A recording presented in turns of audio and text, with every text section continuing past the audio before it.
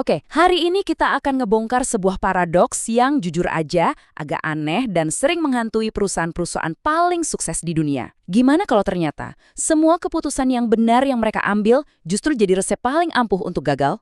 Coba deh, bayangin posisi Anda sekarang jadi CEO, laporan keuangan kinclong, pelanggan setia banget, dan tim Anda terus-terusan ngeluarin produk yang makin bagus. Pokoknya Anda ngelakuin semua yang diajarin di buku-buku bisnis. Tapi, tanpa Anda sadar, setiap langkah benar yang Anda ambil itu malah kayak lagi gali kuburan buat perusahaan Anda sendiri. Nah, inilah dilema inti yang akan kita pecahin bareng-bareng. Biar kebayang gimana ini bisa terjadi, kita mundur sedikit ke sebuah cerita yang pasti kita semua udah tahu. Yup, ceritanya Blockbuster versus Netflix. Ini kisah klasik David lawan Goliath di era digital, di mana si raksasa ini bahkan nggak sadar kalau dia lagi diajak berantem. Coba kita lihat lini masa ini. Di tahun 97, Netflix itu cuma gangguan kecil. Mereka ngelayanin pasar yang sempit banget. Orang-orang yang nggak masalah nunggu DVD dikirim lewat pos. Bagi Blockbuster, yang punya jutaan pelanggan yang maunya serba instan, model bisnis Netflix ini kelihatan konyol. Di puncak kejayaan mereka tahun 2004, mereka lihat Netflix dan mikir, pelanggan terbaik kita nggak butuh yang kayak gitu. Jadi mereka fokus nyempurnain apa yang udah ada. Tapi, di 2007 ada lompatan teknologi. Netflix pindah ke streaming, dan cuma dalam 3 tahun, raksasa itu tumbang. Pertanyaannya bukan kok mereka nggak lihat ini bakal terjadi, tapi kenapa semua data dan manajer pintar mereka justru bilang untuk abaikan saja. Kegagalan Blockbuster, dan ini yang paling penting, bukanlah akibat dari manajemen yang buruk. Justru sebaliknya, mereka dikelola dengan sangat-sangat baik. Nah, ini membawa kita ke bagian pertama kita, paradoks kesuksesan. Di mana jalan yang kelihatannya menuju ke puncak malah membawa Anda langsung ke jurang. Kutipan dari Clayton Christensen ini intinya. Ini bukan soal kebodohan atau kelalaian. Perusahaan-perusahaan ini gagal karena proses pengambilan keputusan mereka yang dioptimalkan untuk melayani pelanggan paling penting saat ini secara sistematis, secara otomatis, menyaring dan menolak inovasi yang justru akan menyelamatkan mereka di masa depan. Oke, terus gimana dong caranya biar kita nggak kejebak kayak gitu? Jawabannya ada di pemahaman, kalau ternyata ada 2 jenis inovasi yang beda banget. Yuk, kita bedah satu persatu. Di satu sisi, ada yang namanya inovasi berkelanjutan. Anggap aja ini kayak pabrikan mobil yang nambahin GPS lebih canggih atau kursi yang lebih nyaman. Ini adalah upgrade yang diminta dan disukai oleh pelanggan terbaik mereka. Logis, untung, dan aman. Nah, di sisi lain ada inovasi disruptif. Ini kayak mobil Model T pertama kali muncul.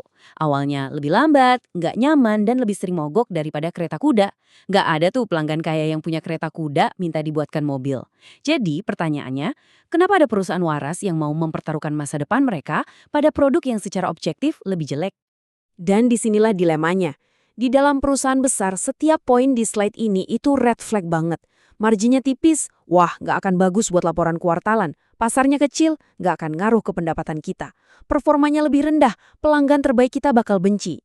Seorang manajer yang rasional dan kerjanya berdasarkan data, ya harus menolak ide kayak gini. Kalau dia malah setuju, bisa-bisa dianggap gak becus kerja. Mereka itu terjebak oleh logika kesuksesan mereka sendiri. Jadi, kalau bukan karena manajer yang jelek, apa dong yang sebenarnya menjebak mereka? Gimana bisa para eksekutif yang pintar dan kompeten ini justru memimpin perusahaan mereka langsung menuju bencana? Jawabannya bukan ada di orangnya, tapi di sebuah ekosistem tak kasat mata yang mengendalikan setiap keputusan mereka. Setiap perusahaan itu hidup dalam sebuah jaringan nilai. Anggap aja ini kayak gravitasi bisnisnya. Gravitasi ini yang nentuin semuanya. Struktur biaya yang masuk akal, margin keuntungan yang diharapkan investor, dan fitur apa yang dianggap berharga oleh pelanggan. Nah, gravitasi ini selalu menarik semua keputusan ke arah yang sama, melayani jaringan yang sudah ada dengan lebih baik lagi. Dan disinilah kuncinya. Pelanggan Anda yang paling menguntungkan, merekalah raja yang sebenarnya. Merekalah yang pegang kendali. Setiap proposal proyek baru, setiap alokasi anggaran, tanpa sadar selalu ditanya, ini bakal bikin pelanggan terbaik kita makin seneng nggak? Kalau ada inovasi baru yang nggak menarik buat mereka, meskipun itu adalah masa depan, ya sudah proyek itu langsung mati. Coba kita lihat contoh nyata dari industri hard drive. Perusahaan yang jualan ke pasar komputer mainframe, itu model bisnisnya dibangun di atas margin 60%. Itu udah jadi DNA mereka. Pas PC muncul, pasar itu cuma bisa ngasih margin 20%. Kalau dilihat dari hitung-hitungan di atas kertas, mengejar pasar PC itu gila, bakal menghancurkan profitabilitas mereka. Jadi secara logis, mereka mengabaikannya. Mereka menyerahkan pasar itu dengan sukarela, tanpa sadar kalau mereka baru saja menyerahkan kunci kerajaan mereka ke penantang baru. Oke, sekarang kita balik. Kita lihat gimana caranya si penantang kecil ini yang awalnya diremehin justru bisa berbalik dan memenangkan pertarungan.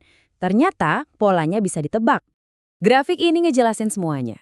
Coba bayangin Anda CEO perusahaan 4 miliar dolar. Wall Street nuntut pertumbuhan 20%. Artinya Anda harus cari pendapatan baru sebesar 800 juta dolar tahun ini. Terus ada orang datang ke ruangan Anda dengan ide untuk pasar baru yang nilainya mungkin cuma 50 juta dolar. Angka segitu bahkan nggak kelihatan di laporan keuangan Anda. Itu cuma gangguan. Tapi buat startup yang nilainya 40 juta dolar, pasar 50 juta dolar itu adalah segalanya. Itu adalah seluruh dunia mereka. Dan inilah pola tragisnya yang terjadi lagi dan lagi. Ironisnya seringkali teknologi disruptif itu lahir di dalam lab si perusahaan raksasa itu sendiri. Tapi pas ditunjukin ke pelanggan utama, mereka nolak. Ya udah, proyeknya dibatalin, diganti sama proyek lain yang lebih pasti untungnya. Lalu sebuah startup mungil ngambil ide yang dibuang itu, nemuin pasar kecil yang terabaikan yang ternyata suka banget, dan mereka mulai merangkak naik. Pelan tapi pasti, mereka terus ningkatin produknya sampai suatu hari, produk itu cukup bagus untuk mencuri pelanggan inti si raksasa. Nah, pada saat si raksasa sadar apa yang terjadi, mereka udah ketinggalan jauh di permainan yang sebenarnya udah mereka kalahkan sejak awal. Oke, kita udah lihat masalahnya, terus solusinya apa dong? Kabar baiknya, ada cara untuk keluar dari dilema ini, baik Anda perusahaan raksasa maupun startup. Buat perusahaan besar, solusinya kedengeran simpel, tapi secara kultur ini radikal banget. Jangan coba-coba kerjain ini di dalam struktur utama. Anda harus bikin sekoci penyelamat. Bentuk unit bisnis yang benar-benar terpisah dan independen. Kasih mereka model biaya yang beda, target sukses yang beda, dan yang paling penting, kebebasan untuk melayani pelanggan yang beda. Tugas mereka bukan untuk menumbuhkan bisnis utama, tapi untuk menumbuhkan bisnis berikutnya, jauh dari tarikan gravitasi jaringan nilai yang sudah ada. Dan untuk para startup, ini insight yang paling penting. Sesuatu yang kelihatan kayak kelemahan terbesar kalian, pasar yang kecil dan gak seksi, itu justru senjata rahasia kalian. Ukuran pasar yang kecil, itu bikin kalian gak kelihatan di radarnya para raksasa. Itu adalah jubah tembus pandang kalian. Ini ngasih kalian waktu yang berharga untuk coba-coba, gagal, dan nyempurnain model bisnis di bawah radar sebelum mereka sadar kalau kalian bukan lagi gangguan, tapi ancaman nyata. Kutipan dari CEO Netflix, Reed Hastings, ini pas banget. Dia sendiri ngalamin dilema ini. Waktu dia dorong Netflix pindah dari DVD ke streaming, dia itu secara aktif membunuh bisnisnya sendiri yang lagi untung-untungnya. Para analis bilang dia gila, tapi dia paham satu pelajaran yang nggak dipahami oleh blockbuster. Risiko terbesar itu bukan bergerak terlalu cepat dan memakan bisnis sendiri, tapi bergerak terlalu lambat dan membiarkan orang lain yang melakukannya untuk Anda. Jadi, ini pertanyaan terakhir buat Anda. Baik di karir, industri, atau perusahaan Anda, mungkin sekarang Anda lagi ada di puncak kesuksesan. Pertanyaannya adalah, teknologi atau ide apa yang kelihatannya kecil dan gak relevan hari ini, yang mungkin akan jadi lompatan besar berikutnya? Jawaban dari pertanyaan itu bisa jadi penentu masa depan Anda.